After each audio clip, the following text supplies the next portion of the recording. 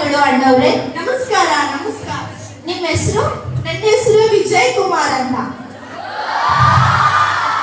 ಏನು ಉದ್ಯೋಗ ಮಾಡ್ಕೊಂಡಿದ್ರಿ? ನಾನು ಕನ್ನಡ ಪ್ರಾಧ್ಯಾಪಕರು.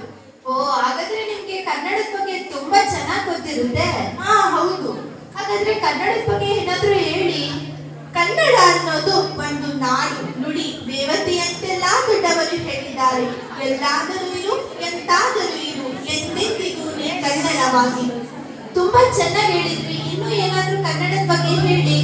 ನೋಡಿ, ದೊಡ್ಡವರು ಹೇಳಿದಂತೆ ಎಲ್ಲಾದರೂ ಇರು, ಎಂತಾದರೂ ಇರು, ಎಂದೆಂದಿಗೂ ನೀ ಕನ್ನಡವಾಗಿರು. ಕನ್ನಡ ಗೋವಿನ ಮುದ್ದಿನ ಕರು, ಕನ್ನಡತನ ಹೊಂದಿದ್ದರೆ ನೀನೇ ನಮಗೆ ಕಲ್ಪತರು. ಇದರ ಅರ್ಥವೇನೆಂದರೆ, ನೀನಿರುವ ನೆಲ ಅದೇ ಕರ್ನಾಟಕ, ನೀನಿರುವ ಮನೆ ಸಹ್ಯಾದ್ರಿ, ನೀ ಮುಟ್ಟುವ ಮರ ಶ್ರೀಗಂಧದ ಮರ, ನೀ ಕುಡಿಯುವ ನೀರು ಕಾವೇರಿ. ಕನ್ನಡವೇ ಸತ್ಯ, ಕನ್ನಡವೇ ನಿತ್ಯ. ನೋಡಿ ವೀಕ್ಷಕರೇ, ನಮ್ಮ ವಿಜಯ್ ಕುಮಾರ್ ಗುರುಗಳು ಎಷ್ಟು ಚೆನ್ನಾಗಿ ಕನ್ನಡದ ಬಗ್ಗೆ ಹೇಳಿದ್ರು. ಈಗಿನ ಮಕ್ಕಳಿಗೆ ಕೇಳಿದ್ರೆ ತಾಳು ಫೋನಿನಲ್ಲಿ ನೋಡಿ ಹೇಳ್ತೀನಿ ಅಂತ ಹೇಳ್ತಾರೆ.